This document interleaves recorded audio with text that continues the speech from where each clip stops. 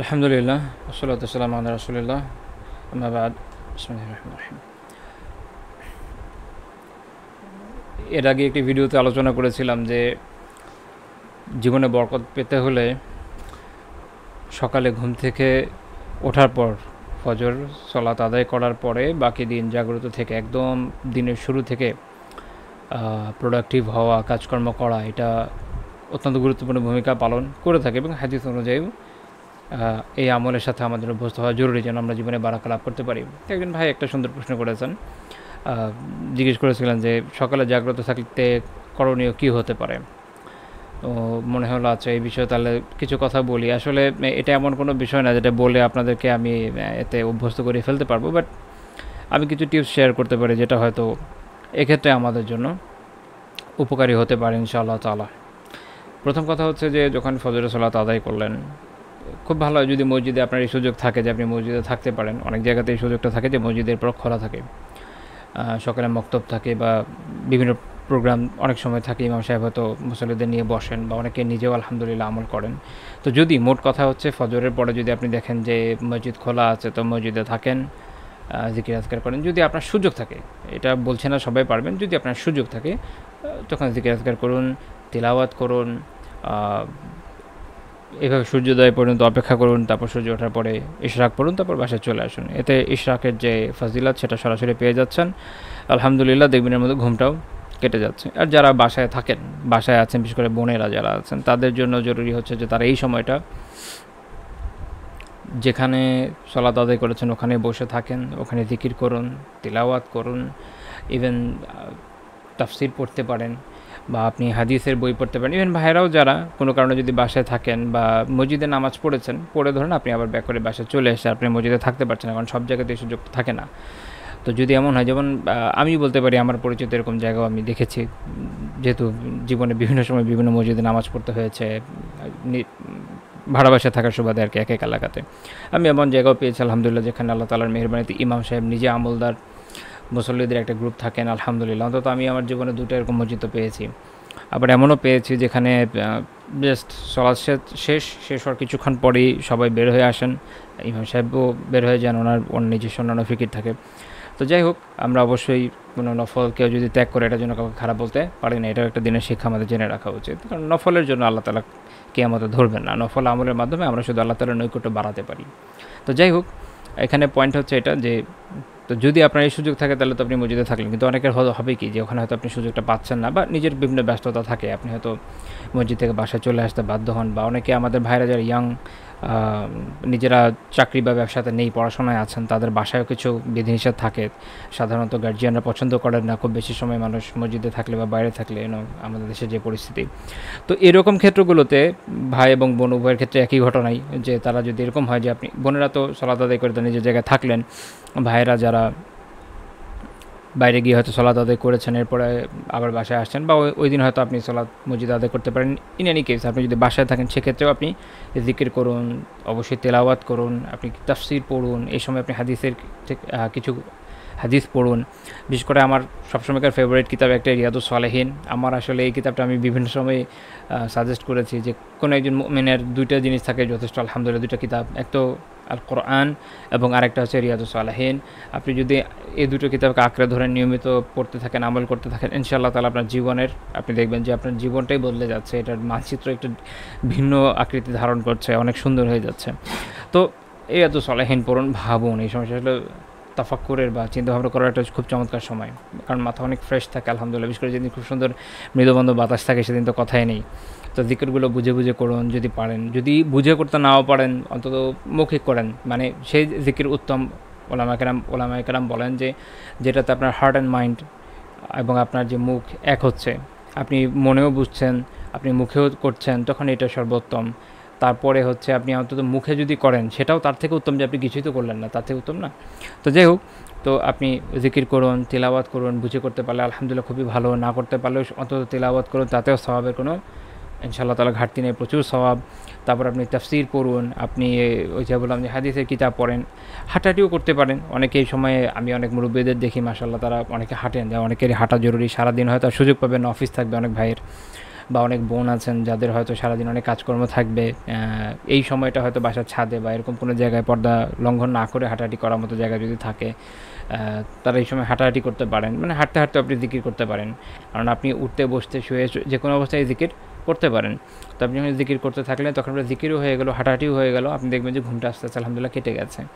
আর অবশ্যই যখন সূর্য উঠে যাবে তখন আপনি ইশা করবেন, দেখবেন ইনশাআল্লাহ ঘুম কেটে যাবে। তা আমার মনে হয় যে এই সময়টাকে মানে ফজরের পর থেকে নিয়ে ইশাকে সময়টা ইশা পড়া এর পর পর্যন্ত সময়টা যদি আপনি খুব ভালো মতো অ্যাক্টিভ থাকেন, ইনশাআল্লাহ তাআলা দেখবেন আপনার ঘুম এমনি কেটে গেছে, আপনি মোটামুটি এটা অ্যাভয়েড করতে সক্ষম হবেন। ধরেন এখনকার সময় তো আজকে তো মানে 5:12 ছিল আপনার সূর্য ওঠার সময়, সেই হিসাবে ধরেন আপনি ধরেন কথা 5:32 নাগাদই ধরেন ইশরাক পড়লেন। তো ঠিক আছে, এরপরও যদি ঘুম না কাটে আরও কিছুক্ষণ অপেক্ষা করেন, আধা ঘন্টা বা 1 ঘন্টা, এর বেশি অপেক্ষা করার প্রয়োজন পড়বে না আশা করি ইনশাআল্লাহ তাআলা। দেখবেন ঘুম অটোমেটিক্যালি এক সময় চলে যাবে। তবে এখানে একটা খুব গুরুত্বপূর্ণ বিষয় আছে, কারণ এটা সূচনা, এই যে আমি সারাদিন অ্যাক্টিভ কীভাবে থাকবো, এটার সূচনা আসলে এই সময় থেকে না, এটা সূচনা আগের দিন রাত থেকে। এই সূচনা আগের দিন রাত থেকে। রাতে যত দ্রুত আপনি ঘুমাতে সক্ষম হবেন ততই আপনার রাতের ঘুমটা পারফেক্ট হবে এবং ততই আপনি দিনে অ্যাক্টিভ থাকতে পারবেন। আপনি যদি রাসূলুল্লাহ সাল্লাল্লাহু আলাইহি ওয়াসাল্লামের জীবনের অভ্যাস দেখেন, তার থেকে কি বর্ণিত হচ্ছে যে আন্না নাবিয়্যা সাল্লাল্লাহু আলাইহি ওয়াসাল্লাম কানা ইয়ানামু আউওয়ালাল লাইল ওয়া ইয়াকুমু আখিরাহু ফায়ুসাল্লি, মুত্তাফাকুন আলাইহি। সহিহ বুখারী মুসলিমের হাদিস যে রাসূলুল্লাহ সাল্লাল্লাহু আলাইহি ওয়াসাল্লাম রাতের প্রথম ভাগে একদম শুরুর দিকে ঘুমিয়ে যেতেন। অর্থাৎ তারা একদম সাধারণত তাদের অভ্যাস যেটা ছিল সে সময় ইশার ওয়াক্ত হওয়া মাত্র সালাত আদায় করতেন, তারপর আর সময়কে আর অপচয় করতেন না বা ব্যয়ও করতেন না। ওনারা তো অপচয় তো ওনাদের থেকে আশাই করা যায় না, ভাবাও যায় না, কারণ আল্লাহ রাসূলের জীবন যদি আপনি দেখেন প্রত্যেকটা সময় প্রোডাক্টিভ আলহামদুলিল্লাহ, প্রত্যেকটা সময় আমাদের জীবনের জন্য আদর্শ। অপচয় তো ওনার জীবনে নাই। তো আমি আসলে এই জন্য হয়তো শব্দটা সঠিক হয়নি, বরং ভালো শব্দ এটাই যে ব্যয় আর করতেন, ওই সময় আর সময় অন্য কোনো কাজে ব্যয় করতেন, এটা মনে হয় সবচেয়ে চমৎকার শব্দ মাশাআল্লাহ।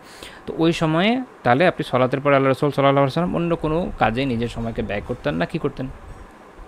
ঘুমিয়ে যেতেন যত দ্রুত সম্ভব এবং শেষ রাতের জন্য উঠে যেতেন, উঠে তখন সালাত আদায় করতে পারতেন আলহামদুলিল্লাহ। কারণ আপনি রাতে দ্রুত ঘুমালে আপনার ঘুমটা খুব তাড়াতাড়ি পারফেক্ট হয়ে যাবে। এবং আমরা দেখি যে সহিহ বুখারীর একটি হাদিসে রাসূলুল্লাহ সাল্লাল্লাহু আলাইহি ওয়াসাল্লাম থেকে বর্ণিত আছে, এরকম আবু হুরায়রা রাদিয়াল্লাহু আনহু বর্ণনা করছেন যে আন্না রাসূলুল্লাহ সাল্লাল্লাহু আলাইহি ওয়াসাল্লাম কানা ইয়াকরাহু আন-নাওম ক্বাবলা আল-ইশা ওয়াল হাদিস বা'দাহা। খুব গুরুত্বপূর্ণ কথা যে আল্লাহ রাসূল সাল্লাল্লাহু আলাইহি ওয়াসাল্লাম ঈশার আগে ঘুমানো, অর্থাৎ এই যে মাগরিব থেকে ঈশার এই সময়টার মধ্যে ঘুমানো, এটা তিনি অপছন্দ করতেন। আপনি যদি এই সময় ঘুমান তাহলে খুব স্বাভাবিকভাবে আপনার ঈশা সালাত বিলম্বিত হয়ে যাবে এবং আপনার রাতে ঘুম হবে না সহজে, আপনি হয়তো খুব দেরিতে ঘুমাবেন। এর ফল হবে কি আপনার মানে পুরো শিডিউলটা উল্টে পাল্টে যাবে। তো তিনি এটা অপছন্দ করতেন যে এই সময় কেউ ঘুমাবে, এবং বলে হাদিসে বা'দাহা, এবং ঈশার পরে কথাবার্তা অপছন্দ করতেন। তাহলে আমাদের সময় আপনি যদি চিন্তা করেন, আমরা তো সিস্টেম নষ্ট করে ফেলেছি। আমাদের সময় কী হয়েছে, আমরা সিস্টেমকে নষ্ট করে ফেলেছি, যেটা স্বাভাবিকতা সেটাকে অস্বাভাবিকতা দ্বারা বদলে দিয়েছি। একটা আমি স্টাডি পড়েছিলাম যে লাইট আবিষ্কারের পরে মানুষের ঘুমের যে গড় সময় এটা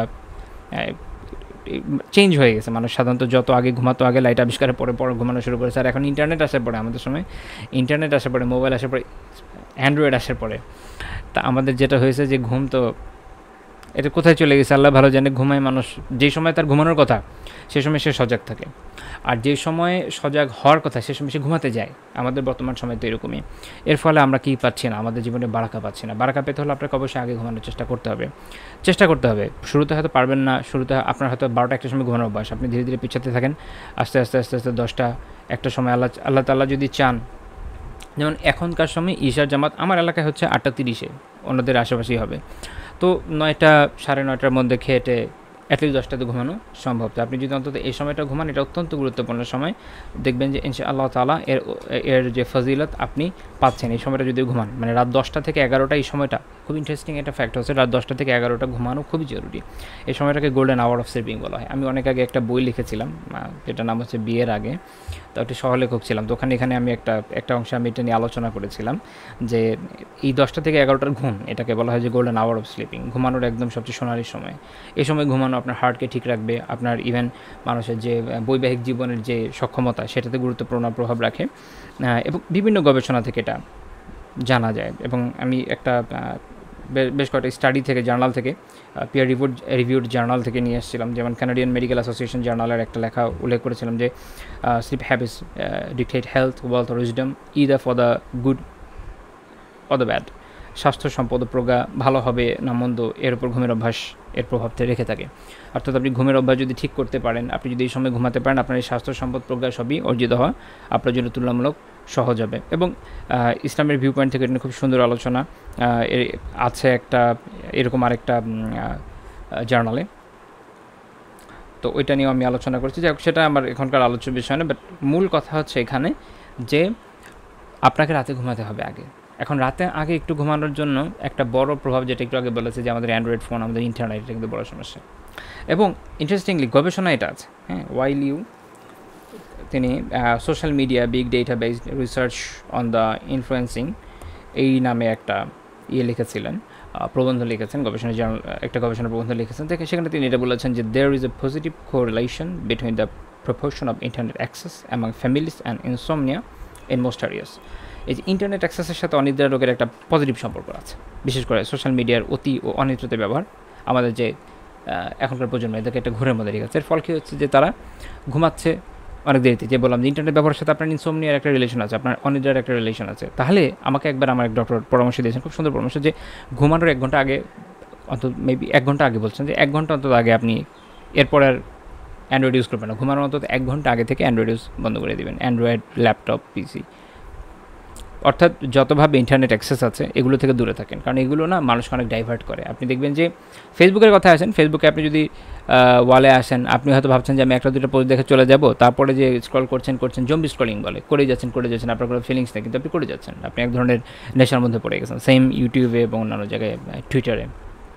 তাহলে আপনি ঘুমানোর জন্য অবশ্যই আগে থেকে মোবাইল ইউজটা বন্ধ রাখেন। খুব ভালো হয় যদি সম্ভব হয় ঈশার সালাত যখন পড়তে যাচ্ছেন, আলহামদুলিল্লাহ 8:30 এখনকার সময় জামাত, আমি এখনকার সময় হিসাব করে বলছি, আপনি অন্যান্য সময় এইভাবে প্লাস মাইনাস হবে, তো তখন থেকে মোটামুটি এটা যদি ইউজ বন্ধ করতে পারেন মোবাইল ইউজটা, তাহলে আপনি ধরেন ইন্টারনেট ইউজটা, তো আপনি ধরেন তাহলে হয়তো আশা করছে যে 9:30 10টার মতো খেয়েটে ইনশাআল্লাহ তাহলে ঘুমিয়ে পড়তে পারবেন। যদি আপনি এই সময় ঘুমান, তাহলে আপনি চিন্তা করে দেখেন যে আপনি যদি 10টায় ঘুমান, আপনি তাহলে 4:20 যদি এখনকার সময় ওঠেন, 4:45 আমাদের এখানে ফজরের জামাত, আমি জানি না অন্যান্য জায়গায় হয়তো একটু হয়তো 5 মিনিট এদিক ওদিক হতে পারে, তাহলে 4:20 যদি আপনি ওঠেন, আপনার কিন্তু একদম পারফেক্ট আলহামদুলিল্লাহ 6 ঘন্টার ঘুম। এটা খুব ভালো, আপনার একদম পুরো ঘুমের চাহিদা পূর্ণ হচ্ছে। এর ফলে আপনি ইনশাআল্লাহ তাহলে সজাগ থাকতে পারবেন। এমনকি আপনি কথা তখন যদি 3:20 উঠেন, হয়তো আপনার ঘুম পুরো 6 ঘন্টা হচ্ছে না, কিন্তু 5 ঘন্টা প্লাস, তাতে আপনার বেনিফিট হচ্ছে অনেক আলহামদুলিল্লাহ। একটু অস্বস্তি থাকবে, কিন্তু আপনি মোটামুটি ঘুমকে কন্ট্রোল করতে পারবেন। কিন্তু আপনি যদি ঘুমানি 12টায়, আপনি যদি ঘুমানি 1টায়, তাহলে আপনি 3 ঘন্টা ঘুম পাচ্ছেন, 4 ঘন্টা ঘুম পাচ্ছেন বা এরকম। এর ফলে আপনি আপনার শরীরের যে সাধারণ চাহিদা সেটা পূরণ করতে ব্যর্থ হচ্ছেন। এর ফলে আপনি আসলে চাইলেও নিজেকে সজাগ রাখতে পারবেন না, আপনি ঘুমাবেনই এবং আপনার এই যে বেবরকত এটা চলতেই থাকবে। এবং এটা একটা সাইকেল।